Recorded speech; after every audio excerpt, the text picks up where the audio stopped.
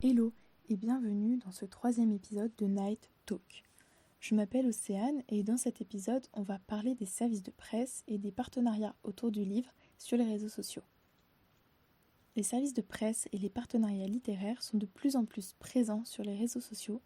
Les maisons d'édition font de plus en plus appel à des partenaires pour promouvoir leur parution et ces partenariats peuvent prendre différentes formes. On a les services de presse qui sont des envois gratuits de livres, à l'origine pour la presse justement, en échange de la présentation du livre sur les réseaux sociaux du chroniqueur ou de la chroniqueuse. C'est un partenariat non rémunéré qui peut être ponctuel ou sur la durée, mais qui ne demande pas de travail particulier. Je m'explique. Normalement, lorsqu'une maison d'édition envoie un service de presse sans rémunérer ses partenaires, elle ne peut pas leur demander de contenu précis, ni leur imposer des délais pour rendre une chronique sur le roman par exemple. Si une maison d'édition pose ce type de conditions à ses partenaires, c'est un travail et elle doit alors les rémunérer. Le deuxième type de partenariat, c'est donc le partenariat rémunéré justement. C'est un type de partenariat plus généralement ponctuel pour accompagner la sortie d'un livre en particulier qui est très souvent un enjeu pour la maison d'édition. À ce moment-là, le partenaire et la maison d'édition font un contrat dans lequel est stipulé le travail qui est demandé et le délai pour effectuer ce travail, ainsi que la rémunération. C'est vraiment un travail en soi et de plus en plus, les chroniqueurs littéraires tentent de vivre de leur travail sur les réseaux sociaux, en partie grâce à ces partenariats rémunérés. Voilà, maintenant que nous avons posé les bases, car c'est hyper important de bien se mettre d'accord sur le vocabulaire et sur ce qui est ok ou non de faire pour des partenariats non rémunérés principalement, on peut parler de mon rapport au SP et au partenariat. J'ai ouvert mon compte Instagram littéraire en 2021 et j'ai assez vite eu l'opportunité de postuler pour des services de presse grâce à la plateforme Simplement Pro. C'est une plateforme sur laquelle on peut postuler pour des services de presse de petites maisons d'édition ou d'auteuristes auto-édités, généralement en numérique. J'ai personnellement commencé par les auto-édités et notamment avec mon premier service de presse numérique qui a été « Et si ce n'était que le début » de Gaël Bonacieux. Après ce premier service de presse, j'en ai eu quelques autres grâce à cette plateforme avant de l'abandonner par manque de temps. Quelques temps après, j'ai pu découvrir le premier tome de l'agence Lovecraft de Jean-Luc Mercastel aux éditions Gulfstream, et qui était aussi en numérique.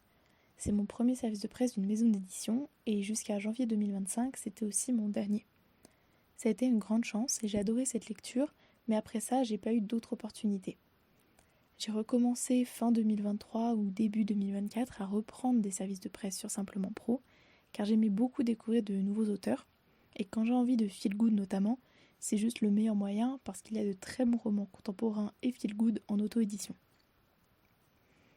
Et puis, à l'été 2024, j'ai postulé pour rejoindre l'agence de Julie et j'ai été prise. Il s'agit d'une agence littéraire qui accompagne les auteurs et autrices auto-édités pour promouvoir leurs romans et notamment en les proposant en service de presse à leurs partenaires. J'ai tout de suite été attirée par cette opportunité et j'aimais beaucoup l'idée de soutenir tous ces auteurs. Sauf que y avait tellement de choix dans les services de presse qui étaient proposés que je me suis laissée emporter sur mes demandes et ça m'a causé un retard énorme dans mes lectures et aussi dans mes posts du coup. Depuis quelques mois, j'ai réduit mes demandes et je les ai complètement arrêtées pendant un temps parce que le fait est que j'avais pas le temps d'en lire avec la reprise des cours, c'est à l'école empirant. J'ai jamais ressenti la pression des services de presse comme je sais que beaucoup l'ont ressenti, mais je peux pas dire que je m'en suis pas un peu voulu pour ces auteurs et autrices auto-édités qui ont besoin de ces chroniques pour leur apporter de la visibilité. Même si je suis pas angoissée par ce retard, il faut quand même avouer que j'ai l'impression que je vais jamais en voir le bout, donc j'essaye vraiment depuis ce début d'année de me consacrer plus à ces services de presse. J'ai, comme beaucoup de chroniqueurs littéraires cette année, j'ai l'impression, dû revoir mon rapport à ces services de presse et apprendre à les restreindre, et je suis toujours en train de travailler dessus. En ce début d'année, j'ai aussi eu l'opportunité de contacter les éditions Argile pour recevoir un service de presse numérique pour une de leurs parutions de la rentrée littéraire d'hiver.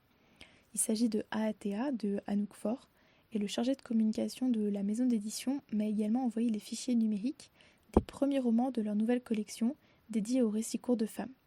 C'est une grosse opportunité pour moi et ces nouveautés, elles me comblent de joie parce qu'elles me tentent beaucoup et c'est un premier lien avec cette maison d'édition très chouette. Mais je m'emballe pas trop pour pas me laisser encore dépasser par tout ça, même si je suis hyper heureuse de cette opportunité. J'ai également eu la chance de recevoir mon premier service de presse papier avec les éditions L'Arbre qui marche. Il s'agit de Tokyo de Emily Itami. C'est une sorte de guide de voyage sur Tokyo sous forme de roman. Encore une fois, c'est une grande chance et ça me permet à la fois d'en apprendre plus sur la ville de Tokyo, mais aussi sur cette maison d'édition que je ne connaissais pas avant. Et je tiens aussi à mentionner ma plus grande joie de ce début d'année. J'ai reçu un service presse papier même, des éditions Fleuve. Il s'agit d'une de mes maisons d'édition préférées parce qu'elle publie tout ce que j'aime le plus, à la fois du contemporain et du thriller. Et le roman que j'ai reçu, c'est Plus vaste que le monde de Delphine Giraud et il s'agit d'un contemporain. Comme vous vous en doutez, j'ai encore eu jamais de partenariat rémunéré et je ne pense pas que ce soit prévu pour tout de suite, même si j'aimerais beaucoup développer mes réseaux sociaux, mais je vous parlerai de tout ça dans un prochain épisode. Dans tous les cas, j'ai eu l'occasion de recevoir des services de presse de nombreux auteurs et autrices auto-édités, et maintenant aussi de maisons d'édition, et je suis hyper heureuse d'avoir eu autant d'opportunités, mais j'ai aussi pu voir à quel point c'est facile de se laisser dépasser par tout ce qui nous est proposé, et encore j'ai seulement un petit compte.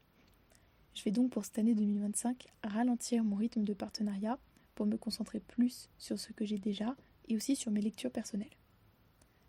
Voilà, j'en ai terminé avec ce blabla sur les services de presse et les partenariats. J'espère que ça t'a plu et que tu n'as pas trouvé ça sans intérêt, mais je trouve ça vraiment chouette de pouvoir échanger sur nos rapports à tous ces partenariats, si on en reçoit ou non, comment on aborde ce nouveau rapport au livre et à la relation avec les auteurs et les maisons d'édition. Si toi aussi tu en reçois, ou même si tu n'en reçois pas mais que c'est un sujet qui t'intéresse, je serais ravie de pouvoir en discuter avec toi dans les commentaires. Je fais ce podcast principalement pour pouvoir échanger autour de ce que j'aime et la lecture en fait vraiment partie. En attendant le prochain épisode, je te souhaite de passer une très belle journée, soirée, peu importe, et je te dis à la prochaine.